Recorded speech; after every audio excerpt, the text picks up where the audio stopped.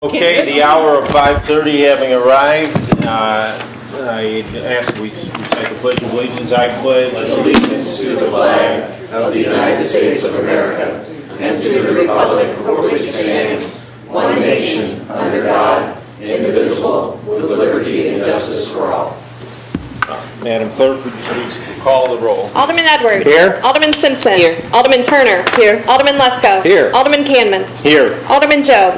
Alderman McMiniman. Here. Alderman Tylen. Here. Alderman Dove. Here. Alderman McDonough. Here. Thank you. The February 2015, 10th 2015 committee minutes. Does anyone wish to make a motion to approve? Move approval. Those? Second. It's moved and seconded to approve the minutes. Any discussion? All those in favor, please say aye. Aye. All those opposed, no. The ayes have it. The motion carries. Do we have any presentations or any? I know Alderman Turner was hoping that we would have some video presentations. None of those tonight? Well, I got one. Oh, darn. If you'd like to see it. Yeah. You mean the ones we got in our mailboxes today? See it, we'll play it. Okay, if you want to present. I'm just kidding, Sam. I know All right. this is going. All right, we have. On that note, I would like to say one thing. I received an email from the young lady who was here last week thanking the city council. I don't know if the rest of you got it, but she was very appreciative to the fact that the city council let her have her time since she had lost it at the committee. There was some question whether she'd get it last week at council, but she definitely did thank us. So if you guys didn't get it, we did get it. And if I recall correctly, I think it was you, Alderman Tylen, that spoke out initially and said, that we owe it to her, so appreciate that. All right, ordinances tabled are remaining in committee. 2012-123, 2013-174, 2013-376, 2013-397, 2014-85, 2014-293, and 2015-44, and 2015-51. Does anyone wish to make any motions regarding these ordinances? Mr. Chairman, request to place 2013-376 on debate. That's an ordinance that requires a mayor to file executive orders with the city clerk. Second. It's moved and seconded to place 2013-376 on the debate agenda. Any discussion? Yes, please. Pardon?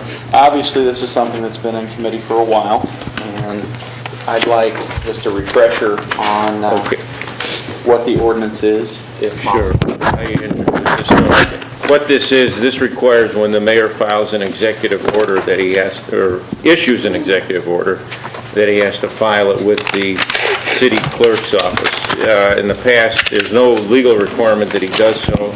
In the past, sometimes he has filed them. I mean, not just talking about our current mayor, but all mayors in the past. Sometimes they filed them and sometimes they haven't. In the state law for governors, there is a provision in state law that says the governor must file any executive orders with the Secretary of State. So this is kind of, the intent was to mirror state law, and so we'd have some comprehensive way if somebody wanted to look up if there's an executive order, at least from the time this ordinance goes into effect, they could find him at the city clerk's office. All right, any further discussion? On another piece, please, Mr. Chairman. Mr. Greenberg, I believe we got to vote on this one. No, this is on the same. Mr. Greenberg, I believe this ordinance predates you. Do you have any input? I have not looked at it. I haven't researched it yet in light of the consent decree. The only thing I can say off the top of my head, though, is Rule 6.8 of the Rules of Procedure of the City Council state that any ordinance or resolution that remains in committee longer than 180 days from the date of initial assignment to the committee shall be removed from the committee's agenda unless within the 180-day period a majority of the committee agrees to extend the time period for consideration of the ordinance or resolution an additional 180 days. Right, and I believe we did vote to extend the time period on this, and there's other ordinances on here that are older than 180 days that we have voted to keep in committee. Mr. Chair, if I might, as standard practice with us, corporate counsel. Clerk's offices would always point out when dates were coming up, All right. and during those time periods, we would have a discussion on that, and we would, I don't know if we took an official vote, but we always said we'd like to extend those, and nobody ever objected to it. So that's how we've handled it in the past, All right, thank you. in a public forum. All right, any further discussion? If not, all those in favor, please say aye. Aye. All those opposed, no. The ayes have it, the motion carries. Any other motions with regard to ordinances that remain in committee? Now we'll move on to the next item, agenda item, ordinances for committee consideration. Madam Clerk, please read the ordinance. 2015-54 is an ordinance authorizing payment of $60,000 to settle the Circuit Court Case 2014 L0058, Billy Joe Friday versus the City of Springfield and Terry A. Rush. Move to consent. Second. It's been moved and seconded to place on the consent agenda. Any discussion? Mr. Corporation Counsel, is this just a routine Yes, this car involved, accident lawsuit? yes, this involved an accident between a citizen and a city employee where the city does not believe it could creditably claim that it wasn't the fault of the city employee. The medical bills in this case were about a little bit in excess of $27,000. Thank you. Any further discussion? Not all those in favor of the motion to place this on the consent agenda, please say aye. Aye. All those opposed, no. The ayes have it, and the motion carries. By the way, Madam Clerk, I would note that Alderman Job has joined us. Welcome. I've been here for a few minutes. 2015-55 is an ordinance authorizing extension of contract CS 131051 through April 1st, 2016 with Allied Waste Services of Sangamon County, doing business as Republic Services, and authorizing an additional $143,554 for a total amount not to exceed $430,662 for waste hauling services using single-stream recycling for the Office of Budget and Management. Move to consent. Second. It's been moved and seconded to place this on the consent agenda. Any discussion? All those in favor, please say aye. Aye. All those opposed, no.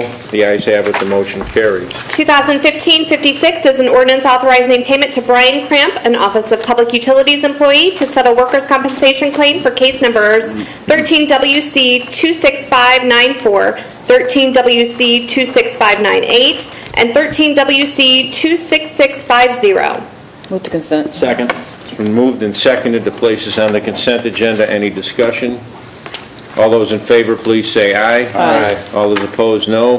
The ayes have it, the motion carries.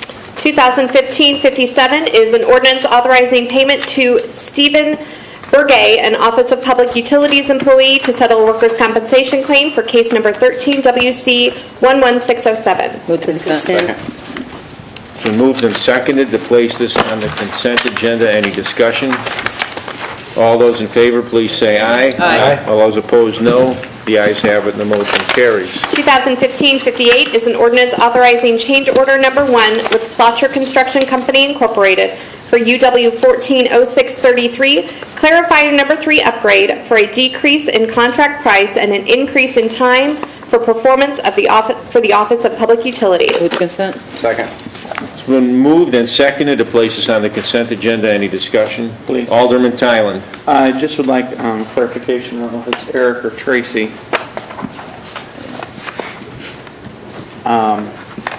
Reading the ordinance, what I'm seeing is that we're going to save $29 million, but it just extends the final completion by 94 days. That's what the summary at the bottom says. It's $29,000. It was 29,000? Okay, it looked like a comma on my copy. Okay. So what I was trying to understand is how in the heck did we get that big of a savings?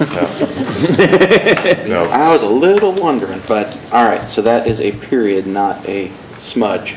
Yeah. All right, thank you very much. All right, thank you. Any further discussion?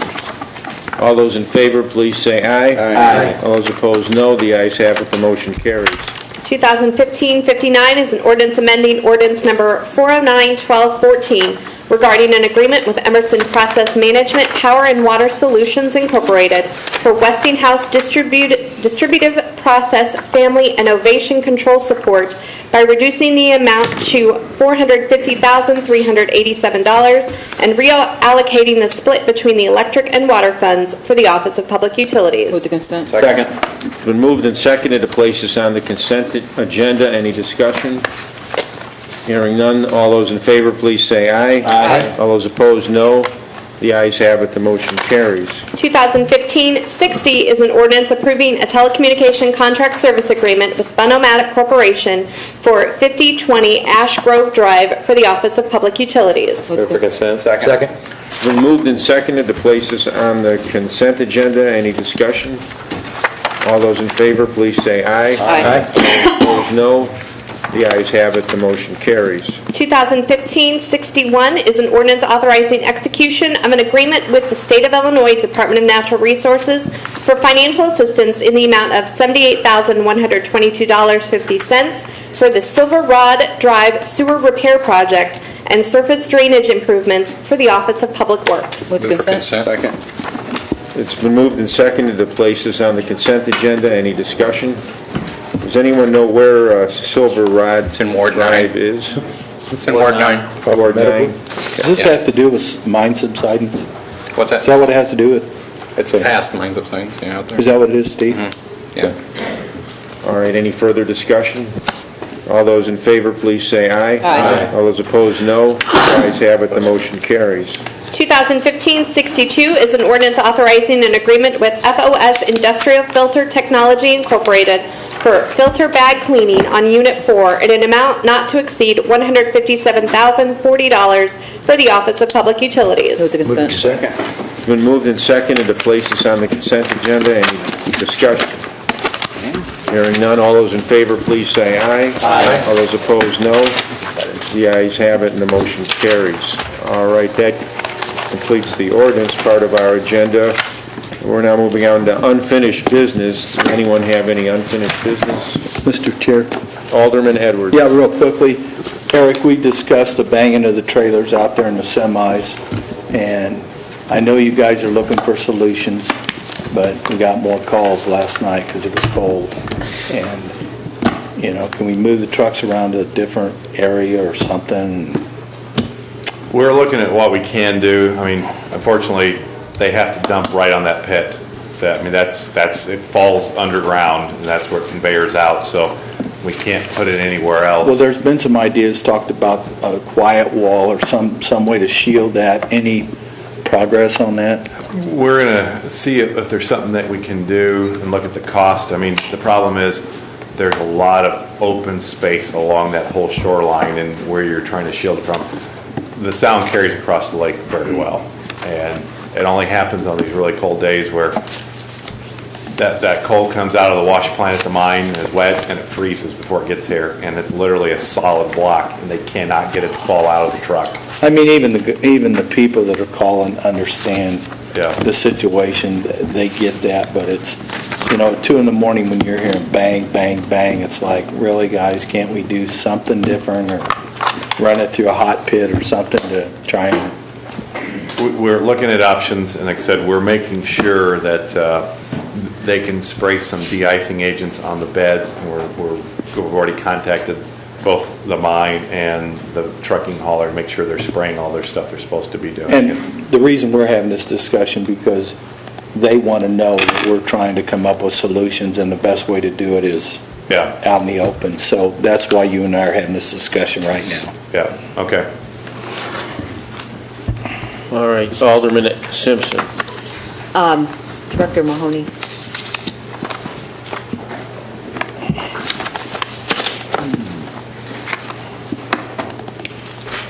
Thank you. You and I have talked about this before. The alley on 5th Street between Washington and Adams, it cakes up with ice very quickly, and usually on cold days it takes time to melt. I don't know. I was by your office earlier, but you weren't in. And a lady fell yesterday in the alley. I don't know if you got my email, but we put some salt down there this Salt afternoon. or sand or something. Yep. Is there any way to maybe make a note? Hopefully, this will be the last days of this kind of cold. We have put a note and put it on a list to check. Okay. So. Okay. Appreciate it. Thank you. All Director. right. Any, Alderman Tylen? I know I was in touch with you a lot this weekend, and I just want to say I want to thank you and the Public Works crews. You guys did a fantastic job with the amount of snow that came in. Compared to other times that we've had things like this, I had a lot less calls, a lot less complaints, and I actually did receive 5 different phone calls from people telling me to thank you. Pass So, that along. thank you. Yeah, I'd echo that. I was really pleasantly surprised by how quickly that snow got plowed and, it was a great job. Yeah, pass that along as well. The weather helped us a little bit too on Saturday, so hopefully that's the last one. Because it was a little warmer that Saturday, that was what. Sun, yeah. Your first Sun. experience with the snow? Mr. Chair. Alderman Edwards. Along with the snow, the cul-de-sacs are always the last thing to get done. Yeah. Those have been done, I take it, I got a couple here that, It was later in the evening, the time we get to all of them, they were done, and then Saturday night into the wee hours of Sunday. Okay. 2 a.m. I mean, it's a city policy. Crews went till 7 a.m., so by 7, they should have all been done. so- I know, 2 a.m. they came by my house. Oh, they woke you up. Is it, Mr. Director, is it the city policy to get to every single side street eventually in the city that you block? Yeah, with that amount of snow, yes, it is. It just takes a while, depending on the snow and the timing and everything, it takes some time to do that. So generally say a minimum of 12 hours after the snow stops, you have to go across the city. And you Generally have, longer than that. and all the plows are equipped now with GPS, so you have a record? Yes, Is that correct? that's correct, yeah. Thanks. Any further unfinished business? Mr. Chair, Alderman McMiniman. I received an email today from a voter. The voter went and cast his vote, and he observed that there was only one position to be voted upon in his ward, and he was concerned about the cost of the primary. And so that gets back to the fact that if you're running for alderman, you need, under the current calculation that was done, you needed 274 signatures to get on the ballot. But if you're running citywide, you need no more than that, the same 274. So I think, and I've had other persons mention this, that this is a great expense to, this would be to the county taxpayers, since the county clerk puts on the elections, but still it's a cost to government. And so that I'd like to ask our city attorney to review whether it's within the prerogative of the city council to amend the signature requirements to run citywide, to increase the threshold beyond what it is now. 274 signatures to run citywide is no more than what it takes for an alderman. Actually, Alderman, if I could explain what happened last time. Everybody was 274 because it was a remap year. Right. And it's a percentage of the total vote from the last election. Now, in 4 years, when they do signatures again, there will be different signature requirements for everyone based on the turnouts in your specific wards. And then the people running citywide will have a signature requirement that's different and higher because it's based on the turnout for the entire city. I think I'm making a different point, though. Okay. Whether it's going to be different by ward or not, the citywide requirement is not substantially different than the aldermanic requirement for signatures. It was just for this time. It will be Well, next time. It will be next time. What was the difference in signatures for alderman and for mayor 8 years ago? it was like think it was about the same, 377 or wasn't 3, it was like citywide had to be like 378 or 377, and the aldermatic was down in the 2-something. And that's the point I'm making. But there again, it depended on the ward and your turnout. My signatures had to be almost what it was citywide because I had a good turnout. Therefore, I understand what the alderman's trying to say here. I think the point of Alderman McMiniman maybe, and you can correct me if I'm wrong, is that the mayors are running in 10 times as large a jurisdiction as the aldermen, so maybe their candidates for citywide office should have a signature requirement that's 10 times as great. Is that basically what you're driving at? It's some degree greater, that's right. The last thing we want to do is impede candidacy, but there should be a little bit of fairness there, I understand. Any other unfinished business? Any new business? I'd just like to say on new business, we had a really tragic fire early this morning, just at the Sangamon Towers, just a few blocks from where I live, and it's very unfortunate. An elderly lady, I think she was 93, lost her life. But The Springfield Fire Department arrived there very quickly, and I think they did a great job in keeping that from it being any more tragic than it already was. So I'd like to commend the fire department for the job they did there. And any other new business? If not, I don't think we have citizens that request to address the committee. We had one person who signed up, Angel Sides. Angel Sides here. Yep. Yes. Do you wish to address the committee, Ms. Sides? Yeah.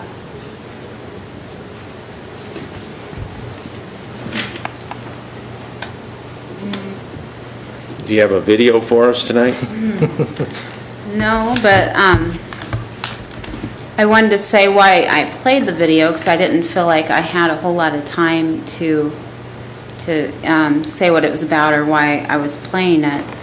And the reason is, what I would like is to see Units 1 and 2 shut down or retired, and that money saved from retiring Units 1 and 2 be put towards alternative energy, of course. And I saw something on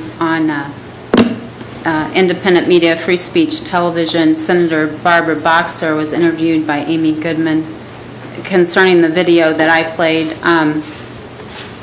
And she said, quote, "The Union of Concerned Scientists did an amazing investigation that showed the same people who were involved in a disinformation campaign against tobacco were involved in the disinformation campaign on global warming." So that kind of gives you an idea of not only do corporations put money into tainted science, but they will hire people to put out propaganda, and then that in turn is played in an echo chamber in our corporate-sponsored media. And the oil and coal industry sponsor our media and spend big money sending out propaganda and their own corporate-funded tainted science using so-called think tanks such as ALEC, the Heritage Foundation, and Americans for Prosperity. I think when people get a flyer in the mail, they need to try and follow the money trail. Where is this coming from? Because it is disconcerting. And I quote Tom Hartman when I say that. It is most disconcerting, and the Arctic ice sheet that keeps the carbon stable lost 41,000 square miles, an area half the size of Kansas, every single day. And scientists have witnessed kilometer-wide columns of methane gas bubbling up from the ocean floor. Global warming causes changes in the acidity of the ocean, and the change in acidity is killing plankton at an alarming rate. This is important because plankton supply our biosphere with half of its oxygen. Today, the carbon dioxide level in the atmosphere is 400 parts per million, a level not seen any time in the history of human life on Earth. And I have concerns with that because I have asthma, and I know a lot of other people do, and when I go in and I teach school, I ask the kids who has asthma, and I would guess maybe 1 out of 3 kids have asthma right now, or they use an inhaler. And the ABT issued a study commissioned by the Clean Air Task Force, a nonprofit research and advocacy organization, and found in 2011 the Dahlman plant is responsible for 5 deaths a year, 7 heart attacks, 3 3 hospital admissions, 79 asthma attacks, and 5 ER asthma visits. But what about birth defects? We know mercury causes autism. The University of Texas Health Science Center of San Antonio shows a statistically significant link between pounds of mercury released by power plants and increased rates of autism. 1 in 80 children are autistic, and the CDC says by 2050, half of all children will be born with autism. A groundbreaking study from Earth Justice and Physicians of Social Responsibility in 2010 linked coal ash waste with cancer and nerve damage. Another thing that was given to me, well, it was printed in the Illinois Times, and that is there are large levels of arsenic in the groundwater around Besides, you got about 40 CWLP. seconds left, so. Anyway, I've printed it out, and you can all have a copy of that. According to the ABT Association, minority populations are disproportionately impacted as well due to the tendencies of companies to avoid locating power plants upwind of affluent communities. And thanks to Citizens United, politicians are reliant on corporations to finance their campaigns. A politician may have in mind to play ball at some point higher up on the political ladder. The changes they wish to make will be possible. Can you wrap it up because you're 5 minutes out? I am wrapping. Those are the tests in life we feel every day because in reality, the big wheel keeps on rolling with death, greed, and corruption. When we pass on and we can no longer impact the physical world, yet to witness the disease, war, and starvation, your grandchild struggling for breath, your grandchild becoming one of the extinct during the 6th mass extinction, and not be able to lift a finger. That is our hell because we all suffer the suffering we have caused. It takes the masses to make change. When is enough enough? Corporations censor. I've got maybe 3 more sentences. All right, I'll give you 3 sentences. Corporations censor our media, run our government, and even corrupt scientific research. So where is the citizen involvement from the community, the churches, and the parents who love their children? Your lack of involvement is like blowing smoke in my face. Your lack of involvement affects my health and the health of my family and the children in the community. You should be emailing your alderman, calling your alderman, and certainly not re-electing them if they are not turning away from fossil fuels. All right, thank you My very father much. uses a We're going to have saying, to wrap it up, ma'am. evil prevails when good men do nothing. Some of you are good. Do something. Thank you. Alderman Edwards, did you have something? Well, yeah, I followed up on her tape. I went to the Sierra Club to see what they had to say about 31 and 32. And lo and behold, in 2008 and 2009, when we took a vote, they were bragging about 31 and 32 and how it was the latest and greatest. You can't have it both ways. And, you know, back when we did this and we put all the equipment on it as agreed to, it was the latest and the greatest. And so I would just like to say that those that haven't done that, go back to the Sierra Club site. I did it. And look at what happened when they reached an agreement with CWLP, and they were bragging about 31 and 32 and the new plant. So then we get today, and it's they need to be shut down immediately. They ask us to spend a lot of money. We have spent a lot of money, and I think it behooves us. You can't have it both ways. You ask us to spend money to clean it up. We've done that, and it's on their website that brags about 31 and 32 and the cleanup and the equipment and the modernization that took place.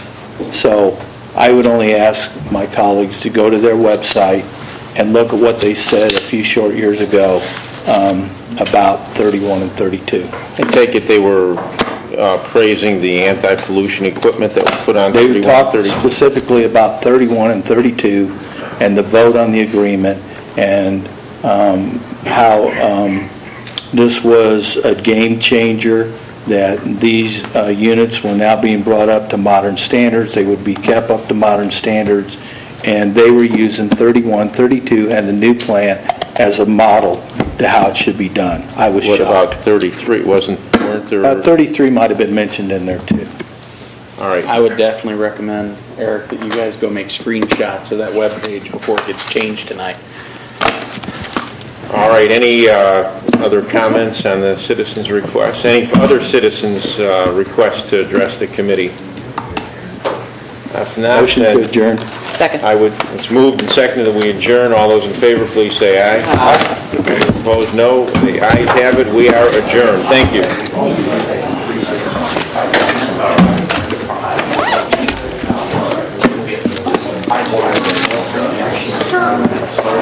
I'll write down whatever you want, and